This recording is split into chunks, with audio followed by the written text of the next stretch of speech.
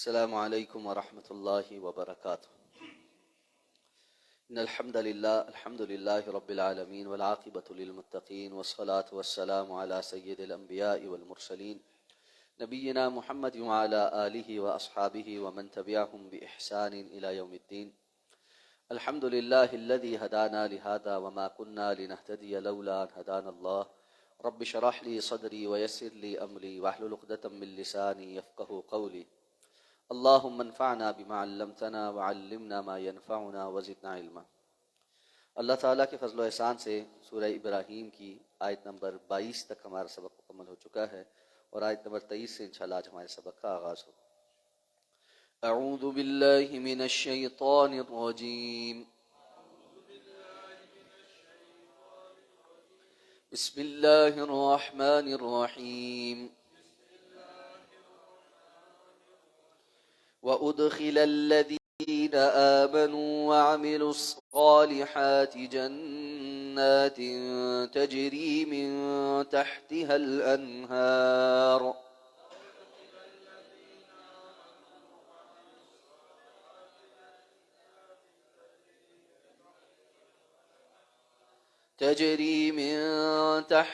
الْأَنْهَارُ خَالِدِينَ فِيهَا بِإِذْنِ رَبِّهِمْ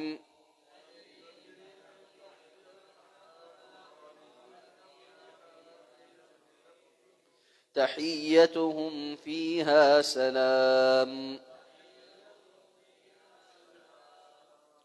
وَأُدْخِلَ الَّذِينَ آمَنُوا وَعَمِلُوا الصَّالِحَاتِ، اور داخل کر دیے گئے وہ لوگ جو ایمان لائے اور عمل صالح کرتے رہے، جنات باغات میں، تجری من تحتها الانہار، بہتی ہیں جن کے نیچے سے نہریں، خالدین فیہا، اس کے اندر ہمیشہ رہیں گے، بِإِذْنِ رَبِّهِمْ، ان کے رب کے اذن سے، اجازت سے، تحیتهم فیہا سلام، وہاں ان کا آپس کا تحیہ تحفہ سلام ہوگا۔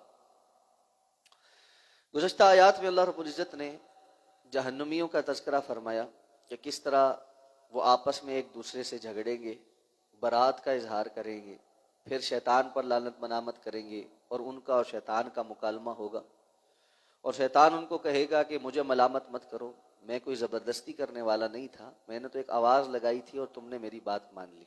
اللہ کا وعدہ حق تھا، لیکن تم مجھے شریک بناتے رہے، اور ایسے ظالموں کے لیے فرمایا دردناک عذاب۔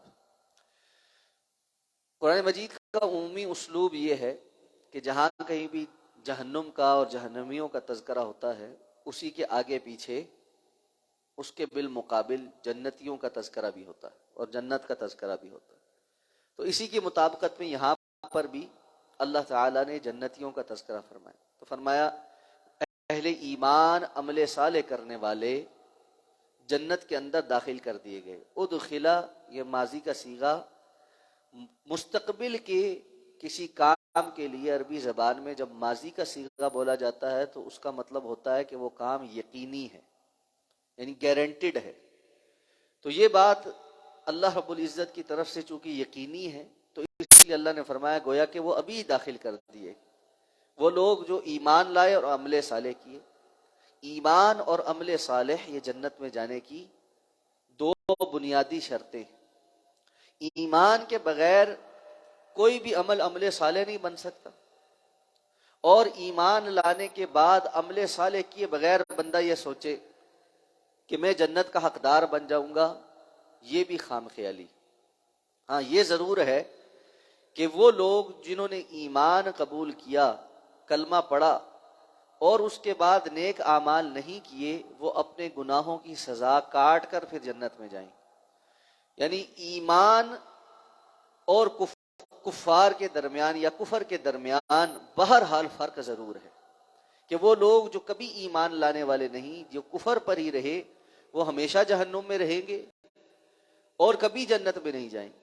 اللہ تعالیٰ نے فرمایا ان کے لیے اللہ نے جنت کو حرام کر دیا، اور اس کے مقابل وہ لوگ جنہوں نے ایمان قبول کیا لیکن نیک اعمال نہیں کیے، وہ اپنی سزا پا کر پھر جنت میں جائیں گے۔ اور حدیث میں اس کی بڑی لمبی تفصیل ہے کہ کس طرح وہ جل کر راکھ ہو چکے ہوں گے، اور اللہ ان کو جنت کی نہر حیات میں ڈالے گا، اور وہ وہاں سے دوبارہ صحیح سالم اگیں گے۔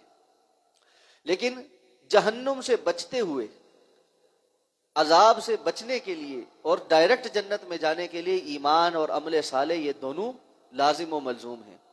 اس لیے فرمایا وہ ایسی جنتیں ہیں جن کے نیچے نہریں بہتی ہیں اور وہ اس کے اندر ہمیشہ رہیں گے۔ اب نہریں بہتی ہیں اور ہمیشہ رہیں گے، بالخصوص نہروں کا تذکرہ بار بار قرآن میں آتا ہے، اس لیے کہ جو ابتدائی مخاطب ہیں وہ صحرا کے رہنے والے، ان کے لیے پانی اور اس کی نہر اور بالخصوص ایسے باغات جن کے نیچے سے نہریں بہتی ہوں، یہ ایک بڑی ہی یعنی زبردست ایک نعمت۔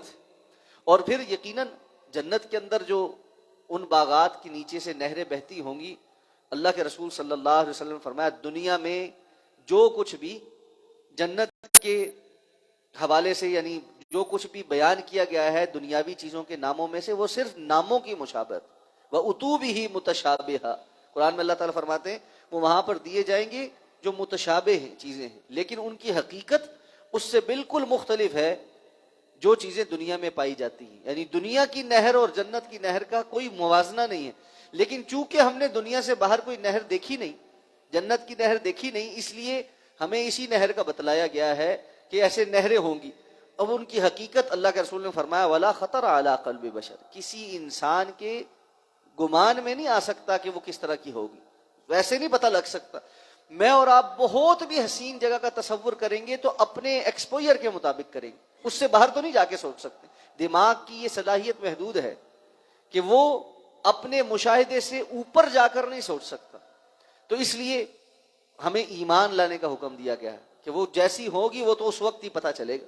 خالدین فیہا، اس میں ہمیشہ رہیں گے۔ یہاں آ کر بھی بندہ ایک سوال کرنے لگ جاتا ہے کیونکہ اس نے دنیا میں ہمیشگی دیکھی نہیں، اس کو تو یہی پتا ہے دنیا نے ختم ہونا اور یقیناً ختم ہونا ہے، تو یہ ایک سوال جو ہے نا بسا اوقات پریشان کرتا ہے کہ جی جنت میں ہمیشہ رہیں گے تو کیا ہو، یہ کیسے ہو سکتا ہے، ہمیشہ کیسے رہ سکتے ہیں؟ اسی کے بنیاد پر بعض لوگوں نے یہ گھڑ لیا کہ ہمیشہ کا مطلب جو ہے خالدین کا، خالد کا مطلب یہ ہوتا ہے بہت لمبا عرصہ، بہت طویل عرصہ، اور لغت سے پتہ نہیں کیا کیا ثابت کرنے کی کوشش کی، جبکہ واضح احادیث میں پتہ چلتا ہے کہ اللہ تعالیٰ موت کو موت دے دیں گے اور جنتیوں اور جہنمیوں کے لیے پھر دوبارہ کوئی موت نہیں، اور قرآن جا بجا کہہ رہا ہے کہ وہاں پر دوبارہ موت نہیں ہوگی، تو جب موت نہیں ہوگی تو پھر ہمیشہ کی زندگی ہے۔ اب اس کو یہ تصور کرے، دنیا کی حالانکہ زندگی محدود ہے، یہاں کے وسائل بھی محدود ہیں اور یہاں پریشانیاں بھی بہت ہیں، اس کے باوجود کوئی نہیں جانا چاہتا یہاں سے، مرنا کوئی چاہتا نہیں جانا چاہتا، تو جس کو تھوڑی سی نعمتیں میسر آ جائیں وہ تو بالکل نہیں جانا چاہتا، وہ بالکل ہی نہیں جانا چاہتا، وہ چاہتا ہے میں ہمیشہ جو ہے نا یہاں جوان رہوں، ہمیشہ ٹھیک رہوں۔ تو آپ دیکھتے ہیں آئے روز نت نئی قسم کی باتیں لوگوں کے متعلق پتہ چلتی ہیں۔ پرسوں میں ایک جو ہے نا رپورٹ پڑھ رہا تھا، اس میں کہہ رہے جی ایک بندہ ہے جو تاجر ہے باہر کے ملک میں، یورپین ایک کنٹری کا، وہ تقریباً سالانہ $20 لاکھ اس بات پر خرچ کر رہا ہے کہ وہ جوان نظر آئے، یعنی مختلف قسم کے ڈاکٹرز کا پینل بنا ہوا ہے جو سارا ٹائم اس کو دیکھتے ہیں اور اس کو چیک کرتے رہتے ہیں۔ مائیکل جیکسن کا نام سب نے سن رکھا ہے، آکسیجن ٹینٹ کے اندر سوتا تھا، ہاتھ کے اوپر ایک گلو پہنتا تھا لوگوں سے ہاتھ ملاتے ہوئے کہ جی کوئی جراثیم نہ لگ جائیں، مخصوص قسم کی خوراک تھی، صرف یہ بہانے تھے کہ میں بہت طویل عرصہ جی لوں۔ تو جس کے پاس 4 پیسے آ جائیں وہ تو دنیا میں یہ چاہتا ہے، تو جو جنت جیسی جگہ پہ ہوگا وہاں کوئی بوریت ہوگی؟ وہاں کچھ نہیں ہوگا۔ یہ ویسے انسان کی اپنی یہاں کی سوچ، لیکن ہوگا کیسے؟ بِإِذْنِ رَبِّهِمْ، ان کے رب کی اذن سے، اللہ رب العزت نے وہاں انتظام ایسا کیا ہوگا، اور وہاں پر ان کا آپس کا ایک دوسرے کو ملنے کا، گریٹ کرنے کا جو انداز ہوگا وہ کیا ہوگا؟ وہ سلام ہوگا، ایک دوسرے سے ملاقات کرتے ہوئے السلام علیکم کہیں گے۔ اسی طرح فرشتے جو ہے جب وہ جنت کے اندر پہنچیں گے تو ان کو سلام علیکم کہیں گے، تم پر سلامتی ہو۔ اور پھر اللہ رب العزت نے فرمایا وہ خوش قسمت جنتی بھی ہیں جن کو اللہ تعالیٰ خود سلام بھیجیں گے اور اللہ تعالیٰ ان کو سلام کہیں گے۔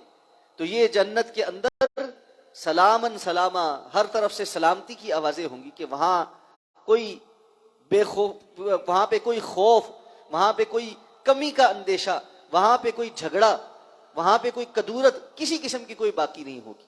اور اللہ رب العزت نے فرمایا ہے کہ جو جنتی ہوں گے اللہ تعالیٰ ان کے دلوں کے اندر سے دنیاوی کدورتیں ختم فرما دے، بہت سارے لوگ ایسے ہیں نا، ہیں نیک ہیں، لیکن آپس میں کوئی نہ کوئی بات ہو ہی جاتی، کوئی کدورت آ ہی جاتی ہے۔ اب یہ دو بندے جن کی دنیا میں کوئی کدورت تھی، یہ اگر جنت میں چلے جائیں تو کیا وہاں بھی ایک دوسرے کی شکل نہیں دیکھیں گے؟ نہیں، ایسا نہیں ہوگا۔ اللہ تعالیٰ ان کے دلوں کے اندر سے وہ ساری کدورتیں مٹا دیں گے، ختم کر دیں گے، اس لیے وہ وہاں پر بالکل سلامتی کے ساتھ ایک دوسرے کو حقیقی معنوں میں سلامتی بھیجتے ہوئے رہیں گے۔ اور یہ ہے وہ اصل ماحول۔ دنیا کے اندر انسان باتوں سے تنگ ہوتا ہے، جتنی مرضی اچھی زندگی مل جائے، کوئی نہ کوئی تو اس کو کچھ نہ کچھ کہتا ہی ہے، اور اس چیز سے انسان تکلیف میں مبتلا ہوتا ہے۔ اور سب سے بہترین انسان کے دل کی کیفیت اس وقت ہوتی ہے جب وہ اس کا کسی کے ساتھ کوئی دلی رنجش نہ ہو، چاہے اس کے پاس مال تھوڑا ہو، لیکن دلی طور پر اگر اس کی کسی سے رنجش نہیں ہے، انسان کے دل کی کیفیت سب سے بہترین اس وقت ہوتی ہے۔ تو جنت کے اندر انسان کے دل کی کیفیت سب سے بہترین ہوگی کہ وہاں صرف سلامتی ہوگی، وہاں کوئی رنجش نہیں ہوگی۔ اللہ ہمیں وہ نصیب فرمائے۔ سبحانک اللہم و بحمدک، اشہد ان لا الہ الا انت، نستغفرک۔